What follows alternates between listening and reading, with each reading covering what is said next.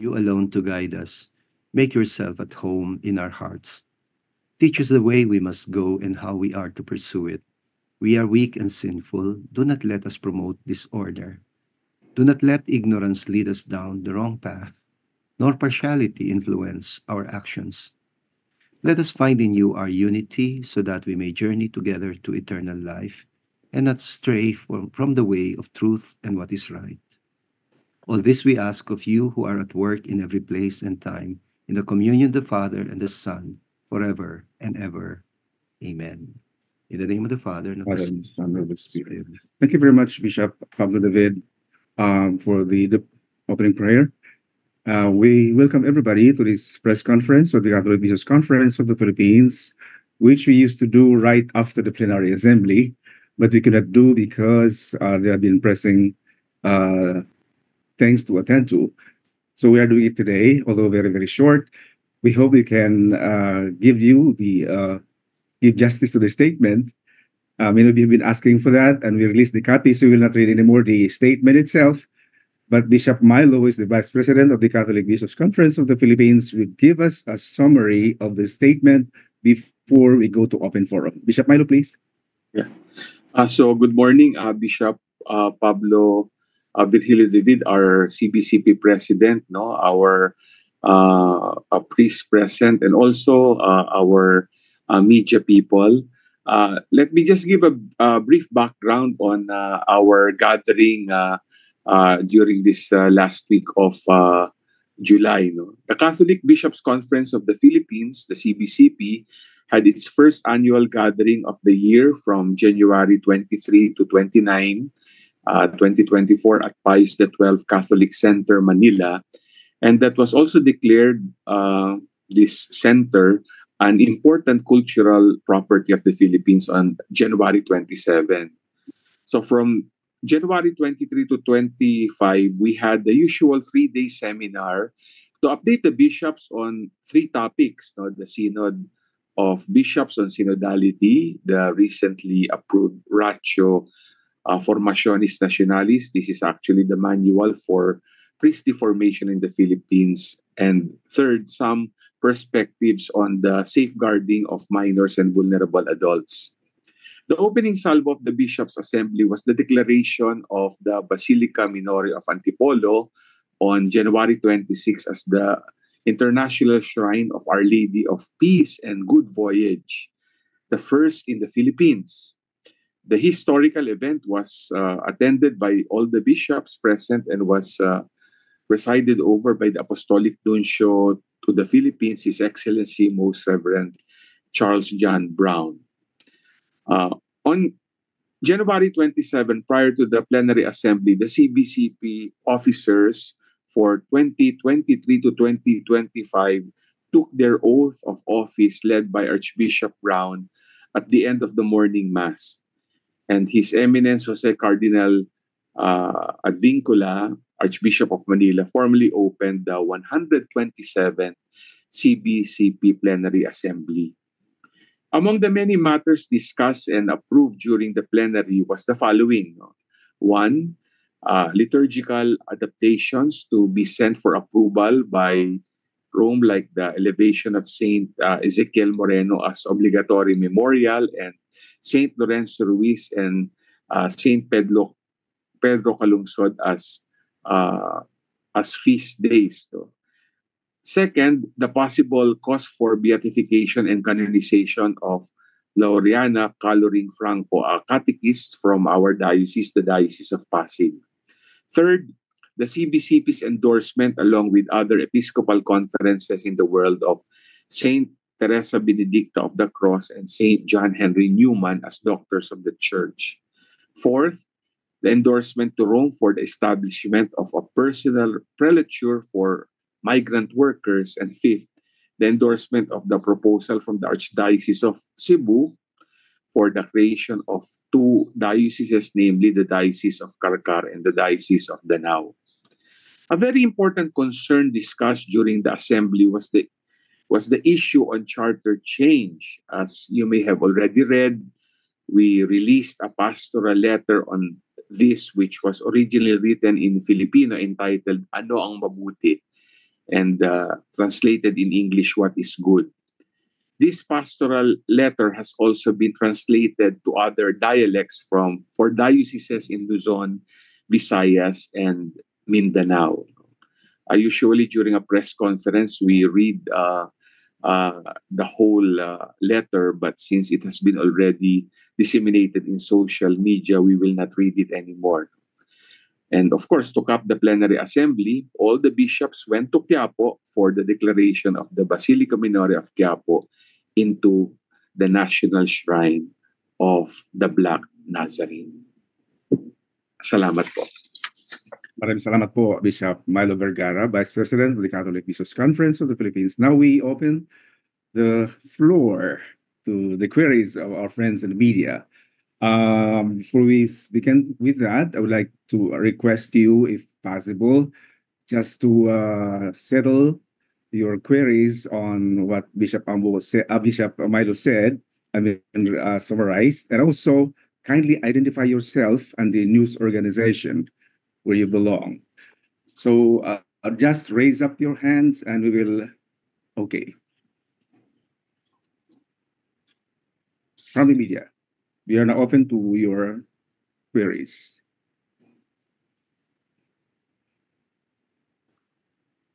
Okay, I don't see any hand yet. Okay, we are waiting for, they are coming in. Thank you for your attendance. Thank you for coming. There's a question. Okay, RG Cruz, please. You're recognized. RG, Okay, can you hear me? yes, yeah. loud and clear. Yeah. Loud and clear. To the panel, after having read yung statement po ninyo, especially against charter change, what would be your next move to concretize or to put into action yung naging pananaw po ninyo?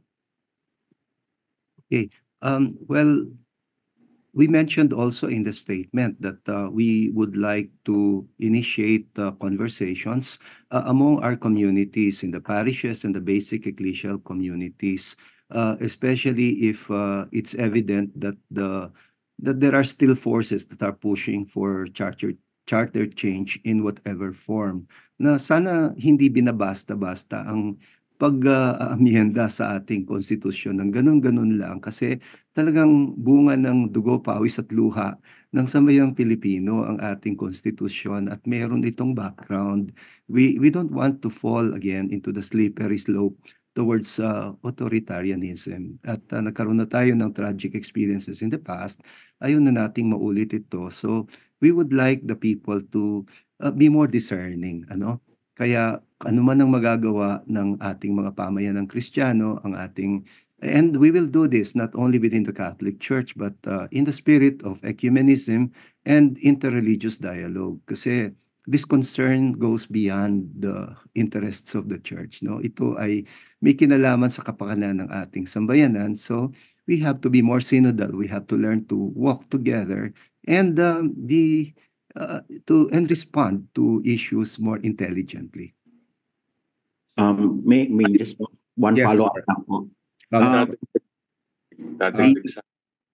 Before you follow up, RJ, Bishop Milo will have to. Yeah, just a quick one, tama si Bishop Ambo doon, ikakascade talaga namin ito at ginagawa na namin ngayon since lumabas ito sa aming dioceses going through the vicariates, parishes, and BECs. Pero isa din sa siguradong gagawin ng mga obispo na ginawa ko na rin ngayon ay lalo na i-cascade ito sa ating mga young people, no? Yung mga schools namin dito, no? And we're already doing it for circles of discernment, no? Kasi magandang may kamulatan, malaki ang role ng kabataan ngayon, no? Lalo na para mamulatan, no, sa mga isyong ganito, no?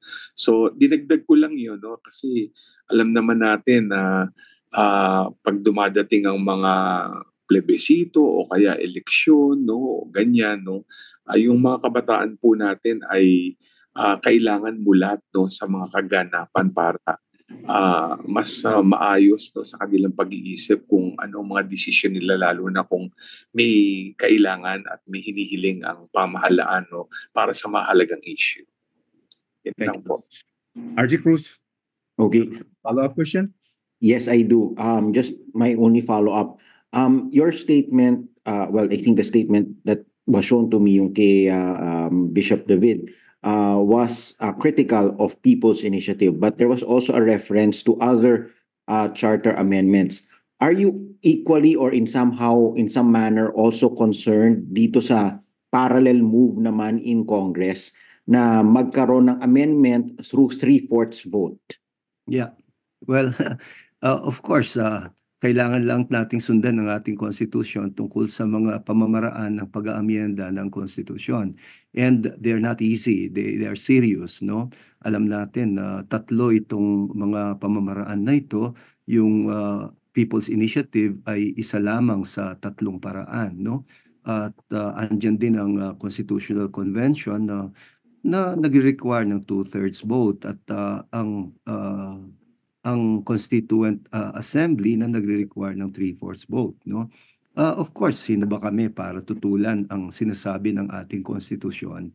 Ang punto itong naging track record ng People's Initiative, itong move towards amending the Constitution to the People's Initiative, hindi talaga siya magandang dating. Bad taste talaga, no? That's why parang show us that there is really sincerity and goodwill in these moves, no?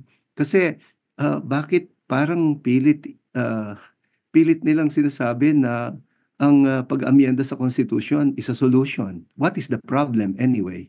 Hindi kaya muna pag-usapan ano ba talaga ang problema na sinusolusyonan? Bakit iniisip nila na ito ang solusyon? Thank you very much.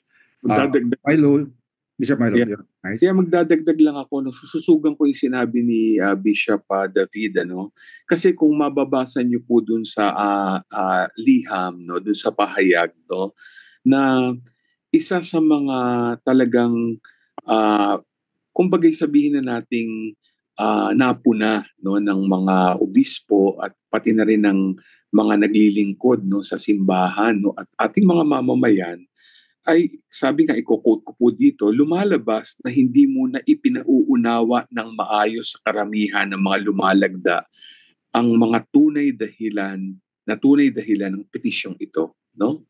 Kaya siguro dapat maging maliwanag siguro sa pamahalaan o halimbawa sa lalo na sa Congress, no, na kailangan, no, na medyo may kaayusan at may sustansya yung proseso, no? Hindi minamadali, no, at nagbibigay ng tamang edukasyon, no, para sa ating mga mamamayan para talagang makikita yung tunay na pakikilahok ng bawat isang mamamayan na sa Pilipinas, no. Yun lang pong gusto ko idagdag, no, kasi magandang tignan po yun.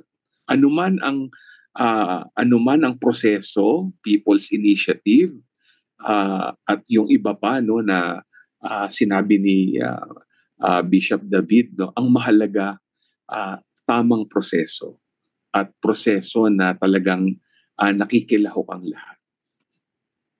Okay, thank you very much, Bishop Milo. I would like to acknowledge the presence of Bishop Colin Bagaforo, who is also the Bishop of Kinapawan and the chair of the Episcopal Commission on Social Action, Justice, and Peace. We'd like to recognize the next question, please, from our friends in the media. Just raise up your hand. And again, I would like to we'll appreciate if you can identify yourself and your news organization for our records. Just raise up your hand. Okay. Mongun Galvez, you are recognized.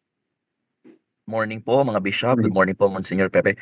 Sir, sir, I'm Mon Gualvez po from TV5. Just want to be clear, actually na-late po ako ng pasok po sa Zoom, pero I have a parang initial po na mga binanggit po kanina. Gusto lang po maliwanagan po doon sa sinabi po kanina ni Bishop about po na we don't want to fall into slippery slope of authoritarianism. And can you please elaborate this lang po, Bishop? Yeah. Well, you have to know your history para malaman natin kung paano na-draft ang 1987 Constitution. At alam naman natin, mabilis ang panahon at kuminsan hindi well-informed ang ating mga mamamayan tungkol sa historical background. Ang ating kasalukuyang gobyerno ay nagpa-function siya sa isang konstitusyon na bunga ng isang kilusan laban sa authoritarianism noong nakaraan. At ito ay dapat tanawin natin bilang isang malaking blessing. At dahil nga mayroon tayong parang traumatic background, titiyakin natin na hindi na mangyayari muli na tayo ay magpapalin lang na at the guise of wanting to amend the Constitution, maya-maya pala yung Constitution natin ay totally binago na, no? At that can spell out the death of democracy, no? At yun, parang I think people are more intelligent nowadays, no? Kasi in the age of digital technology, mas accessible ang information, although accessible din ang disinformation, no? Ngayong panahong ito, I think parang there is no room anymore for people to allow themselves to be insulted by sinister moves na kasi yun ang parating tanong natin, ano ang layunin? Ano ba ang layunin ng mga ganitong mga inisyatiba? Are they really people's initiative or politicians' initiative?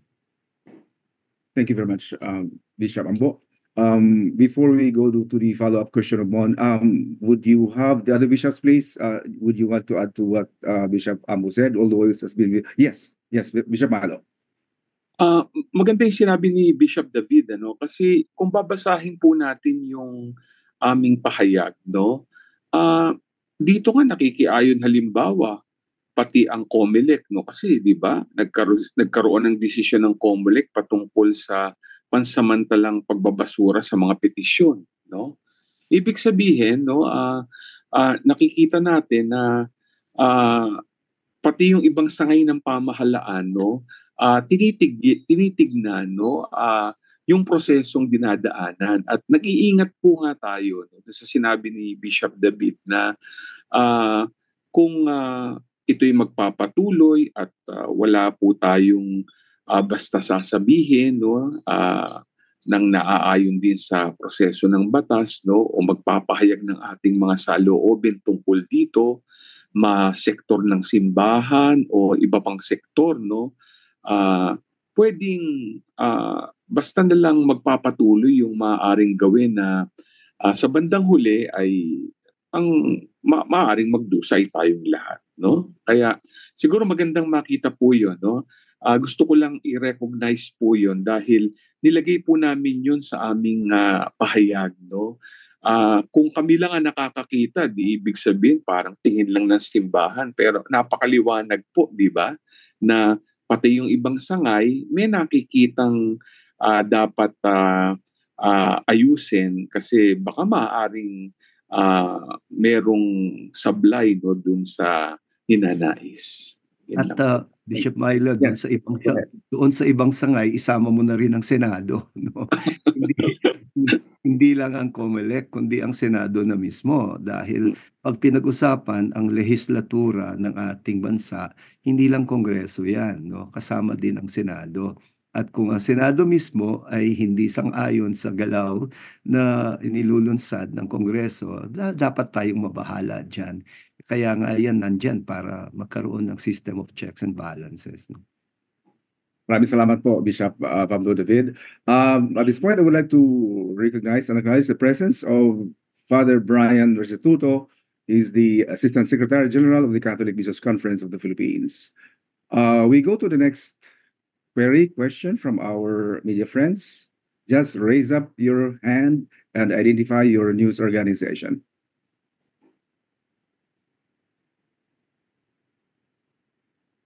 Again, while waiting for that, I recognize also already the presence of Bishop Colin, unless you Bishop Colin, would you like to add to what was said, or while waiting for the next query?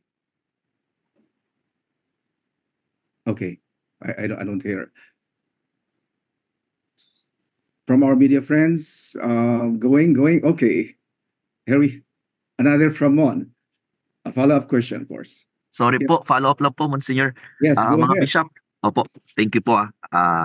Sir, just to be clear lang, well, we understand, no, talagang na-bother po tayo last 2 weeks ago with this People's Initiative, yung pagkalap po ng pirma. That's why we are asking the people na kailangan pag-isipan po talaga, no, yung mga pinipirmahan po nila mga ganitong klaseng papel in the first place. Sir, ano lang pong balak gawin ng simbahan? Are we going to at least babasahin po ba ito sa mga churches? Ano po mga gagawin lang po after this na nagsalita po tayo sa media? Alam mo, hindi man kailangan basahin sa mga churches ang mga pastoral namin dahil in real time, basta pinost namin, salamat sa digital technology, nakakaabot ng mabilis sa ating sambayanan, no? Even through the social media. So ito ay nasa kamalayan na ng ating mga mamamayan. Nabanggit namin kasi kanina bago ka pumasok na sa iba't ibang paraan, we want to engage our faithful in a conversation. Hindi lang within the Catholic Church, if possible, ecumenical siya, interreligious siya. Because ang concern natin ay hindi lang concern ng Catholic Church, kundi concern ng buong sambayan ng Pilipino, no? So, ayun, further education on these moves, no? Kasi kailangan kinikilatis natin we have to be a bit more discerning about the motives, no, of people who are coming up with initiatives like this. Tapos syempre dahil sa konteksto na litong-lito na yung bayan sa mga bangayan sa loob mismo ng gobyerno, it is important na medyo huminahon tayo at mag-usap-usap talaga ng mabuti in an intelligent way kasi matatalino naman tayong lahat. Maraming salamat, Bishop David. I noticed Bishop Colin was talking earlier on, but his mic was naka-mute. Halimbawa ngayon, Yes, go ahead. marinig mo na ako? Yes, we can hear you loud and Yes, clear. yes. Welcome, Bishop Colin. Thank you very much. Gusto ko lang magdagdag ng comment ng aking komentaryo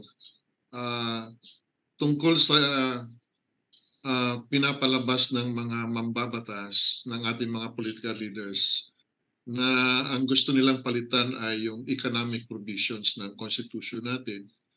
Na ang sabi nila, the reason why ang ating bansa is lagging behind in economic progress sa mga Asian countries is because of the economic provisions na lalong-lalo na yung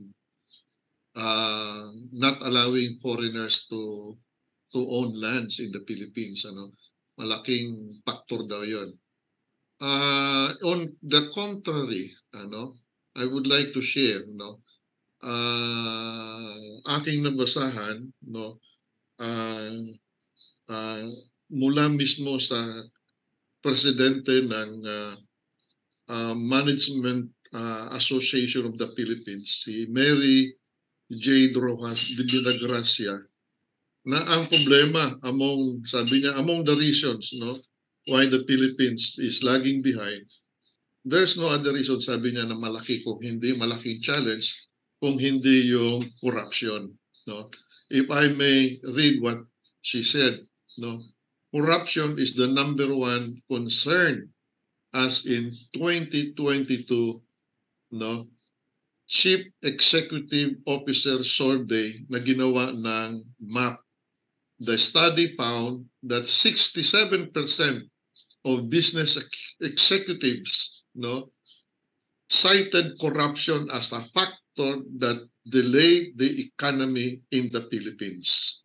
So klarong-klaro na ang pinakaugat ng problema hindi yung economic provisions natin, kung hindi yung corruptions all over the world, all over the Philippines, in the bureaucracy, in the government departments, and in many business dealings, no, in many sectors of our society. So palagay ko yun ang dapat sagutin at tingnan ng importansya ng ating mga mambabatas. Maraming salamat, Bishop Colin. We are pressed for time. I would like to, maybe we can accept last two questions from our media friends. Now we are open for the next question. Just raise up your hand and then identify your news organization. Going. Merong Okay, go ahead, Bishop. Gio Ong ng Philstar daw. Okay, May ibig daw itanong. Philippine Star. Bishops, Gio Ong po from the Philippine Star.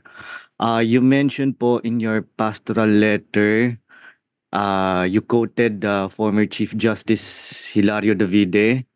It is the only constitution that is pro-God, pro-Filipino, pro-people, pro-poor, pro-life, pro-law, pro-family, pro-marriage, pro-human rights, pro-women, and pro-environment. So, does the CPCP think na wala na po dapat baguhin sa konstitusyon? Hindi naman. Of course not, no? It's not a perfect constitution. But parang nilinaw lang doon nung dating CJ Davide na noong ang mga Filipinos were in high spirits noong mga panahon na yon. And because nga of the dark background na nagbunga ng 1987 Constitution, nilinaw talaga ang mga prioridad ng ating mga constitutionalists ng mga drafters ng ating konstitusyon. Kaya lagi kapag may moves to amend it, parang hindi dapat basta-basta, no? Tinatanong natin bakit if you are presenting changing the constitution as a solution, simulan muna what is the problem. Kaya nga yun din yung point ni Bishop Colin Bagaforo kanina. What are you trying to solve? What's the real problem? Is this the real problem? And as a matter of fact, ang dami daw mga constitutional provisions na wala pa nga ang implementing rules and regulations, no? Dahil din sa mga mambabatas mismo, katulad ng tungkol sa political dynasties, no? Andiyan yan sa constitution pero hindi mabigyan ng proper implementing rules and regulations dahil nga sometimes the interests of the legislators themselves are at stake. Kung pwedeng para bang isantabi muna yung personal interest at igitna yung interest ng ating bayan. Okay, maraming salamat po. Idadagdag ko lang. Yes, please. Salamat Bishop Ambo dun sa sinabi mo, no, kasi gusto ko ling bigyang diin, no. Totoo, no, kahit sino naman no, matao o yung gagawin ng tao, wala namang perfect diyan, no. Pero napakahalaga na makita noon at pati na ngayon itong constitution po natin ay talagang biyaya po ng Diyos, no, sa mata po din ng simbahan. Siguro sa iba din, no. At napakahalagang tignan, no, na ang bigyang diin, paano ba i-implement ito, no? At sa tingin ko dito tayo kalimitan nababag down, no, kasi minsan iniisip natin gusto natin ng charter change, no. Pero kung pag-aaralan nating mabuti, yung maayos lang na implementation, malayo ang mararating at matutugunan lalo na yung spirit behind it na sinabi ni CJ Davide, di ba? No? So, kahit ano naman yan kahit anong batas no? Kahit nakasulat yan nandun din sa tao na sa magpapatupad nito. No? Kaya mahalaga, no? Sabi nga, ano nga bang mabuti? Tinitignan natin na ang bawat Pilipino likas na mabuti, no? At kung anong gagawin niya ay mabuti. So siguro magandang tignan yung mga mambabatas din, tinitignan din namin na mabubuti, no? At kung ano man ang gagawin nila, no, ay para sa kabutihan ng mamamayang Pilipino. Yan, maraming salamat Bishop Milo. Follow-up question, Gio? Okay. So Okay na po, salamat po. Dagdag lang siguro ako. Yes, Bishop Colin. Go. Ang dagdag ko lamang sa katanungan na perpekto na ba itong saligang batas natin, tama ang sinabi ni Bishop Ambo at ni Bishop Milo. Wala namang perpekto, lahat naman ay dapat will be able to adapt sa signs of the times, mga changes. Ang importante lamang ay kung meron man tayong hakbang na intensyon na baguhin yung ating konstitusyon o saligang batas natin, mahalaga yung education component. Mapag-usapan ng mabuti, mapalaganap ang konsultasyon, at makita natin yung pros and cons at mapagdebatihan kung ano ba talaga ang pulso ng ating bayan at kung ano ba talaga ang sagot sa ating mga suliranin sa bansa. Yun ang mahalaga. Sinabi naman namin dito sa ating pastoral exhortation, no, yung pangako ng CBCP on the last second to the last paragraph, no, sinabi namin dito, pagsusumikapan po namin sa aming bahagi na makapagbukas ng mga pagpupulong at pagtatalakayan patungkol sa saligang batas. So importante na mapag-usapan, may edukasyon, malaman ng lahat ng mga tao ano yung mga urgent, burning at saka importanteng issues na may koneksyon, may relasyon sa buhay ng bawat isa. Maraming salamat po, Bishop Colin. We go to the last question. Yes, from Veritas, Rain Letran. Go ahead. Go ahead, Rain. Wala kami naririnig. I think nakamute po kayo. We are waiting for, you raised your hand, Rain Letran from Radio Veritas. Okay. I will read it. Sinulat niya. Is there any particular provision po sa ating saligang batas na pinangangambahan po ninyo na mabago o mapalitan in case na maisulong po itong pagbabago ng saligang batas? Bishops? Well, kasi ang kanilang initiative, people's initiative to amend, tapos ang kauna-unahang item doon na gusto nilang idagdag ay the Congress upon a vote of 3/4 of all its members voting jointly upon the call of the President of the Senate or the Speaker of the House of Representatives. Parang napakasimpleng dagdag pero narinig na natin ang reaksyon mismo ng ating sariling Senado. It does not respect the Senate as a co-equal branch of government. Yun mismo ay isa ng probisyon na pagbabago na yon.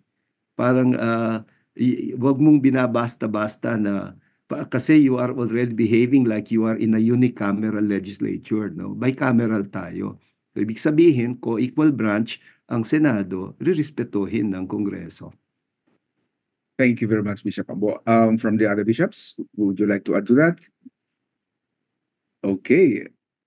Mukhang wala na. Unless there will be an urgent question, we will end now our press conference. Maraming salamat po, bishops. Maraming salamat po sa ating mga media friends. Thank you for coming over. This ends our press conference. May God bless us all. Maraming salamat. Maraming salamat din po. Maraming salamat.